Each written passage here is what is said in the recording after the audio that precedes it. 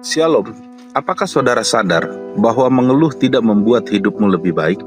Mazmur pasal 6 ayat 7 sampai dengan ayat yang ke-8. Firman Tuhan berkata, "Lesu aku karena mengeluh, setiap malam aku menggenangi tempat tidurku.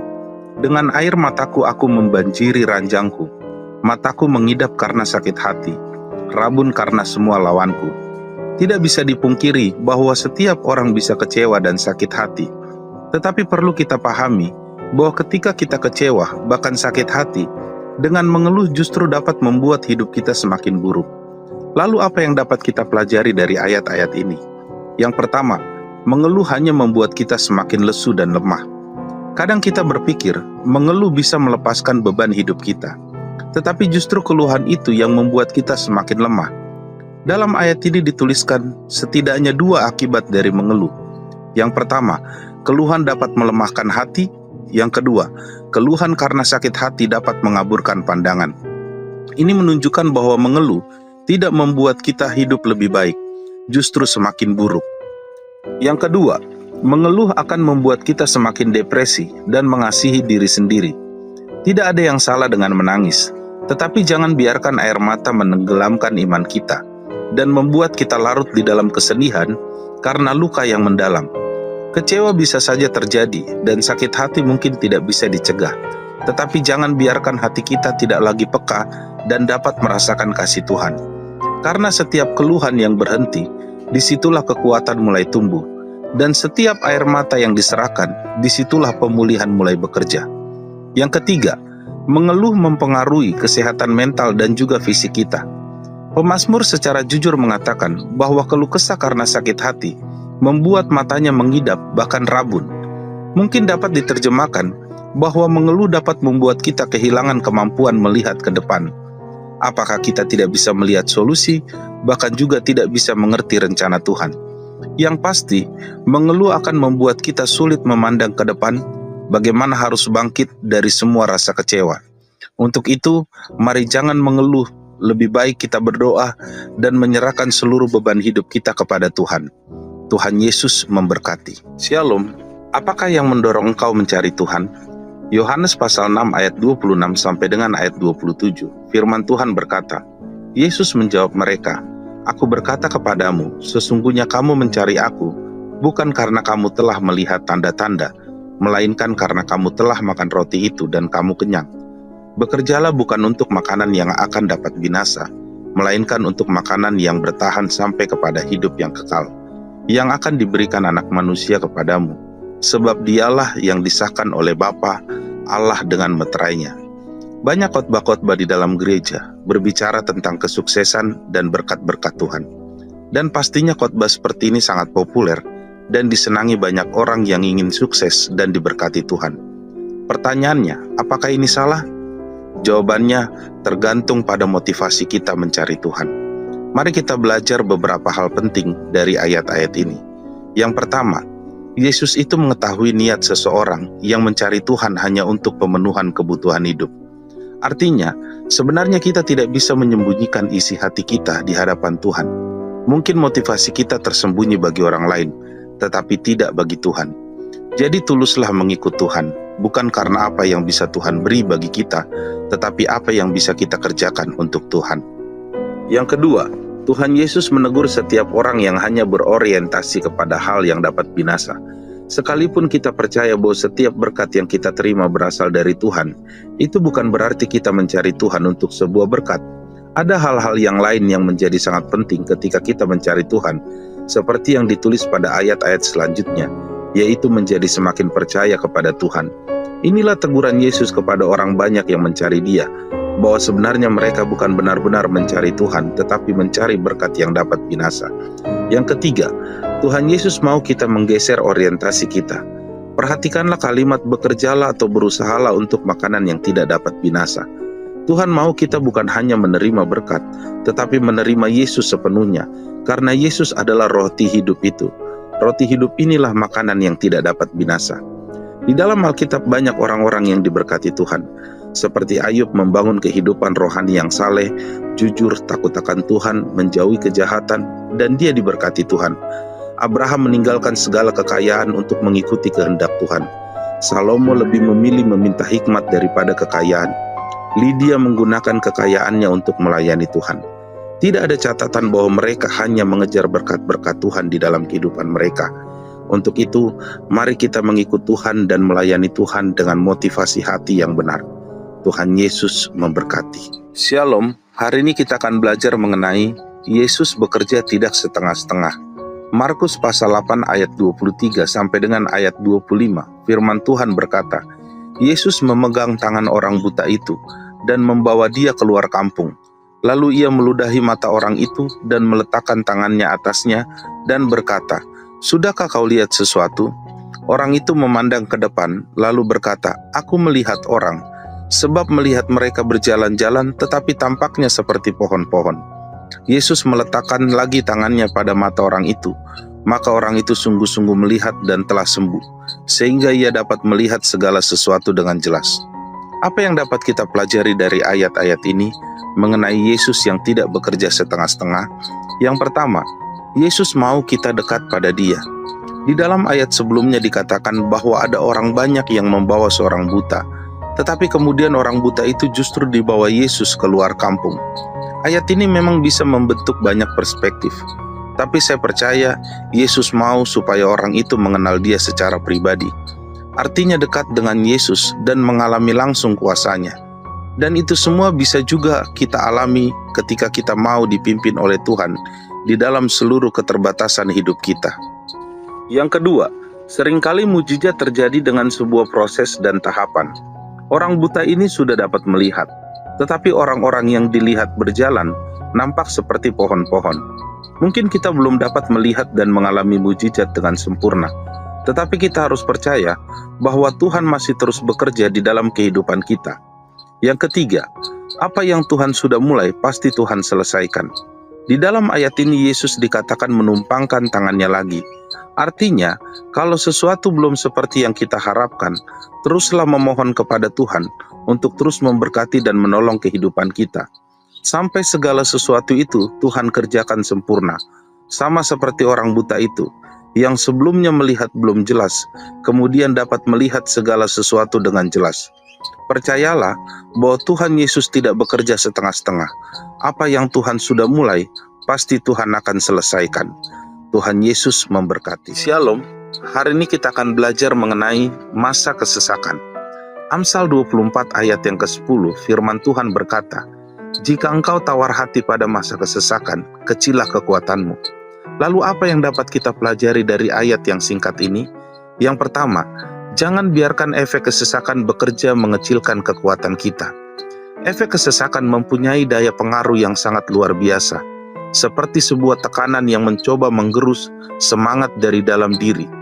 Dari ayat ini kita mengerti bahwa kesesakan tidak langsung menghancurkan seseorang dari luar, tetapi bekerja dan merusak dari dalam, dengan mengecilkan kekuatan kita oleh karena tawar hati. Artinya, tekanan hidup baru menjadi berbahaya ketika dibiarkan menguasai hati dan jiwa kita. Ingat, badai tidak menenggelamkan kapal karena air yang ada di luar, tetapi karena air telah masuk ke dalam kapal. Yang kedua, masa kesesakan yang kita hadapi menguji kekuatan hati, yang berpengaruh kepada kemampuan kita menghadapi kesesakan itu sendiri. Di dalam ayat ini kita dapat belajar bahwa hal yang pertama kali diserang ketika kesesakan datang adalah hati kita. Itu sebabnya kita perlu memahami betul bahwa masa kesesakan tidak menciptakan kelemahan, tetapi dengan sendirinya menyingkapkan kekuatan hati kita. Karena itu, jagalah hatimu dalam menghadapi banyak kesesakan, karena di sanalah terletak kekuatanmu untuk bertahan. Yang ketiga, masa kesesakan seperti cermin yang menyingkapkan seberapa kuat iman kita. Kekuatan sejati diuji bukan waktu keadaan baik, tetapi justru ketika situasi berat melanda kehidupan kita. Demikian juga di dalam kehidupan rohani. Iman yang kuat dibuktikan bukan pada saat semua di dalam keadaan yang luar biasa, tetapi pada saat masa tersukar kehidupan kita itu datang. Dan apa yang membuat kita tetap teguh? Karena kita hidup berjalan bersama Tuhan. Tuhan Yesus memberkati. Shalom, Mazmur 130 ayat 6, firman Tuhan berkata, "Jiwaku mengharapkan Tuhan lebih daripada pengawal mengharapkan pagi, lebih daripada pengawal mengharapkan pagi. Saya akan menjelaskan gambaran dari pengawal menantikan pagi. Zaman dahulu, penjaga-penjaga kota bertugas menjaga tembok kota sepanjang malam agar siap menghadapi serangan musuh. Tugas itu berat, dalam kegelapan, dalam kehampaan, dengan rasa takut dan kewaspadaan tinggi. Dan yang paling dinantikan oleh penjaga atau pengawal kota itu adalah pagi hari. Karena pagi berarti berakhirnya malam yang gelap dan tugas yang penuh bahaya. Pagi membawa kedamaian dan istirahat setelah berjaga. Dari ayat ini kita belajar beberapa hal, yaitu yang pertama, memiliki tingkat harapan yang jauh lebih tinggi daripada para pengawal kota. Mazmur menyatakan bahwa harapannya kepada Tuhan lebih besar daripada harapan pengawal akan pagi. Karena malam penuh dengan bahaya, kegelapan, dan kesunyian, bagi pengawal setiap jam terasa panjang, penuh rasa cemas dan menuntut kewaspadaan. 2. Harapan yang diletakkan kepada Tuhan adalah harapan yang teguh, penuh iman, melampaui perasaan takut akan kegelapan. 3. Penantian dan kesetiaan kepada Tuhan. Ayat ini mengajak kita untuk menantikan Tuhan bukan hanya dengan harapan pasif, tetapi dengan iman yang aktif, bersedia berjaga, tetap setia, tidak putus asa. Pagi akan datang bagi pengawal, demikian pula pembebasan, pengampunan, pertolongan Tuhan akan datang bagi orang yang menaruh harap kepadanya. Pengawal tidak pernah meragukan bahwa pagi akan tiba. Sekalipun lama menunggu, mereka tahu fajar pasti akan datang. Demikian bagi kita, kasih setia Tuhan akan datang dan pasti nyata atas kita, karena harapan di dalam Tuhan tidak pernah sia-sia. Tuhan Yesus memberkati. Shalom, hari ini kita akan belajar tentang mujizat Tuhan sering lahir lewat pergumulan.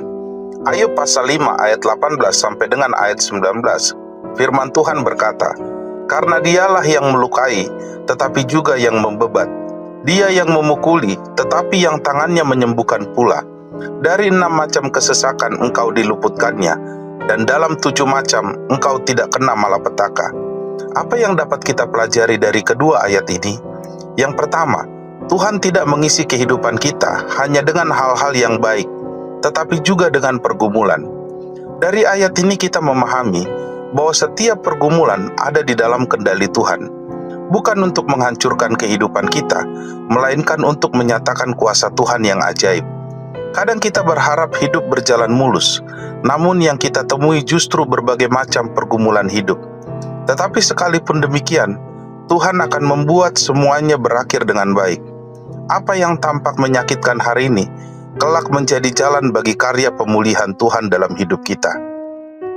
Yang kedua, Tuhan yang mengizinkan masalah dalam hidup kita adalah Tuhan yang sama yang akan menolong kita.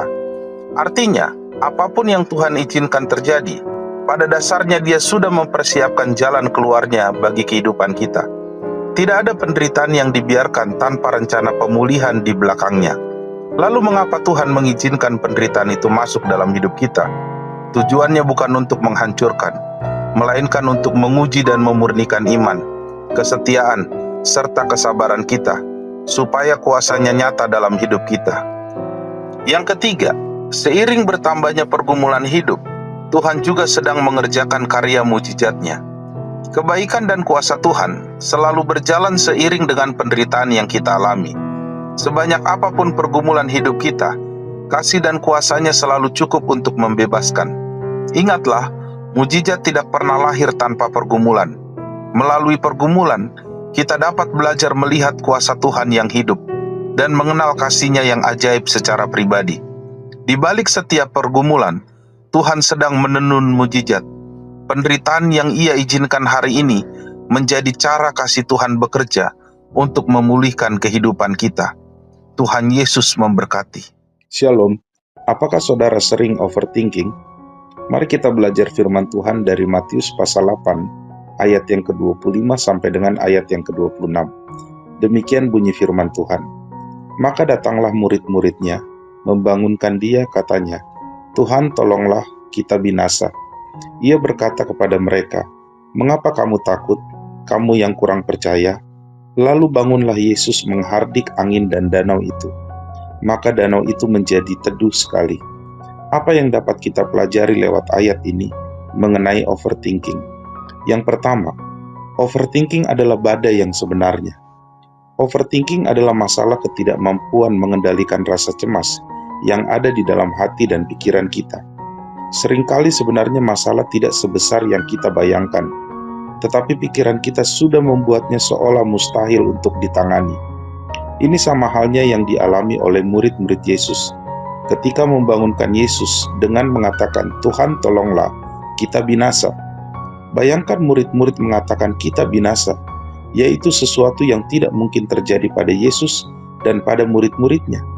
Itulah sebabnya saya katakan bahwa badai sebenarnya adalah pikiran mereka itu sendiri, bukan badai yang hanya menggoncangkan perahu mereka. Yang kedua, overthinking lahir dari ketidakpercayaan. Hal yang pertama yang Yesus lakukan sebelum menghardik angin badai itu, ternyata Yesus terlebih dahulu menegur ketidakpercayaan mereka. Dan inilah yang menjadi dasar kenapa manusia overthinking, memikirkan sesuatu secara berlebihan. Saya tidak mencoba mengecilkan masalah dan beban hidup kita yang mungkin sangat besar. Tetapi melalui ayat ini dapat kita belajar bahwa kepercayaan kepada Tuhan akan membuat kita tidak memiliki ketakutan berlebihan. Yang ketiga, overthinking hanya dapat dikalahkan dengan iman. Kita harus percaya bahwa Yesus dapat meredakan semua badai di dalam hidup kita. Iman dan percaya seharusnya lebih kuat daripada imajinasi buruk ketakutan yang dihasilkan hati dan pikiran kita. Tetapi ketika kita percaya, secara otomatis kita sedang berhenti mengisi pikiran dengan ketakutan yang sebenarnya belum tentu terjadi. Untuk itu, tetaplah memiliki iman dan percaya kepada Tuhan yang sanggup melepaskan kita dari rasa takut dan cemas yang berlebihan. Tuhan Yesus memberkati. Shalom, apakah saudara sering overthinking? Mari kita belajar dari firman Tuhan yang terambil dari Filipi pasal 4 ayat yang ke-6 sampai dengan ayat yang ke-7. Demikian bunyi firman Tuhan. Janganlah hendaknya kamu khawatir tentang apapun juga, tetapi nyatakanlah dalam segala hal keinginanmu kepada Allah dalam doa dan permohonan dengan ucapan syukur. Damai sejahtera Allah yang melampaui segala akal akan memelihara hati dan pikiranmu di dalam Kristus Yesus. Apa yang kita pelajari dari ayat-ayat yang telah kita baca tadi? Yang pertama, kekhawatiran hanya dapat dilawan dengan doa. Saya yakin tidak semua masalah ada di level yang mengkhawatirkan, karena memang ada masalah-masalah kecil yang memang dapat kita atasi dengan mudah. Tetapi firman Tuhan ini mengatakan untuk tidak menjadi khawatir, justru untuk segala sesuatu. Artinya semua masalah apapun tidak boleh membuat kita khawatir. Tetapi dengan sebuah catatan, semua kekhawatiran itu harus dilawan dengan doa, dengan permohonan, dan dengan ucapan syukur kepada Tuhan. Yang kedua, menyatakan segala keinginan kepada Tuhan. Tentunya setiap kita ingin keluar dari masalah kekhawatiran yang ada di dalam kehidupan kita. Itu sebabnya firman Tuhan ini semacam memberikan arahan agar semua keinginan kita, termasuk di dalamnya untuk keluar dari masalah kekhawatiran dan masalah yang menyebabkan kekhawatiran itu sendiri, kita nyatakan kepada Tuhan. Itu artinya memaksa seluruh kehidupan kita untuk bergantung sepenuhnya kepada kasih karunia, mujizat, dan pertolongan Tuhan semata. Yang ketiga, damai sejahtera Tuhan akan memelihara kita. Sudah menjadi hal yang pasti bahwa kekhawatiran akan terus mengganggu hati dan pikiran kita. Kondisi seperti ini hanya dapat diatasi ketika damai sejahtera Tuhan turun atas hidup kita. Ini tentunya menunjukkan peran Tuhan dalam memberikan damai sejahtera atas kehidupan kita, sehingga hati dan pikiran kita tidak menjadi cemas dan lebih stabil.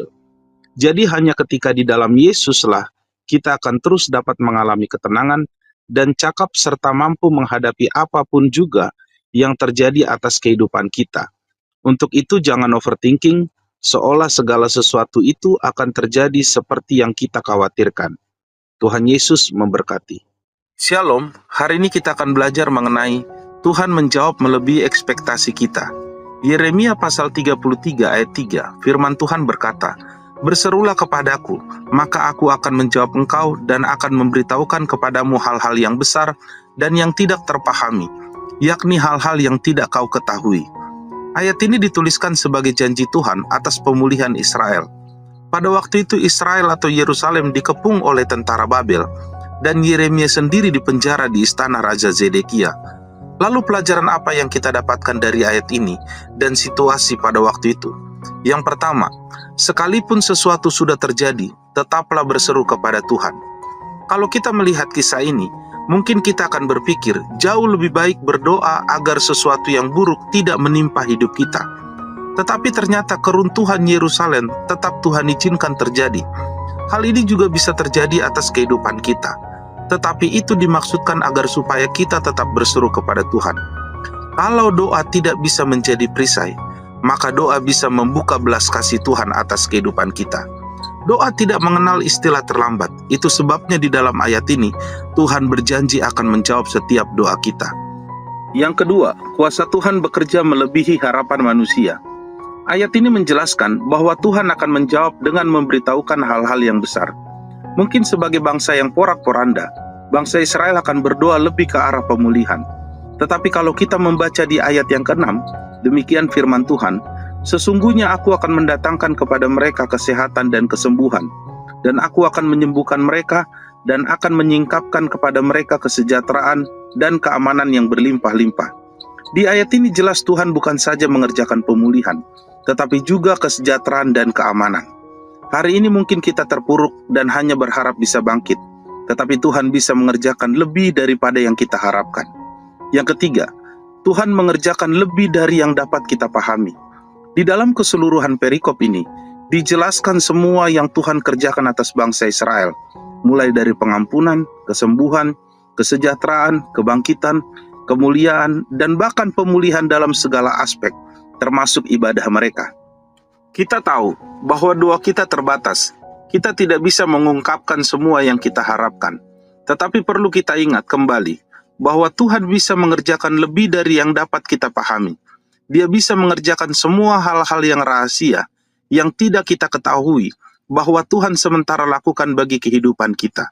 Tuhan Yesus memberkati.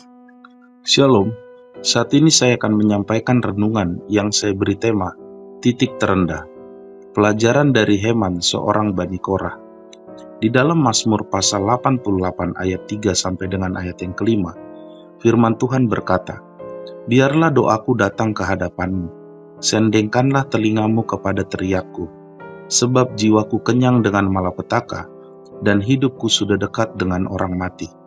Aku telah dianggap termasuk orang-orang yang turun ke liang kubur. Aku seperti orang yang tidak berkekuatan.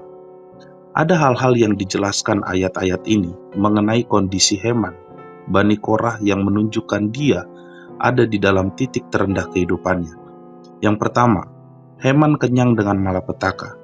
Kenyang ini dapat diterjemahkan sudah tidak mungkin lagi menerima pergumulan baru, karena banyaknya malapetaka yang datang atas kehidupannya. Bahkan pada ayat yang ke-16, Heman menjelaskan, sudah sejak kecil hidupnya menjadi incaran maut. Yang kedua, sudah dianggap sebagai orang yang menuju kepada kematian.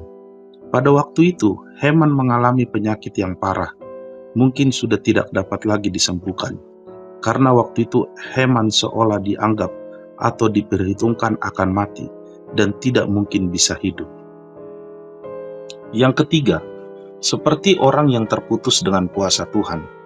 Gambaran yang diberikan Heman yaitu terputus dari kuasa Tuhan, mungkin menjelaskan sebuah keadaan di mana Tuhan tidak kunjung mendengarkan doanya. Dari sini kita memahami bahwa banyaknya malapetaka dan sakit penyakit yang mengisi kehidupan Heman, ditambah lagi doa yang tidak kunjung dijawab oleh Tuhan, menjadi tanda bahwa Heman di dalam titik terendah kehidupannya. Tetapi apa yang dilakukan oleh Heman terdapat pada ayat yang kedua, bahwa dia terus berdoa dan memohon kepada Tuhan agar mendengarkan seluruh permohonannya. Itu artinya titik terendah kehidupan kita sebenarnya bukan karena banyaknya penderitaan, tetapi karena kita tidak berdoa dan terus berharap kepada Tuhan.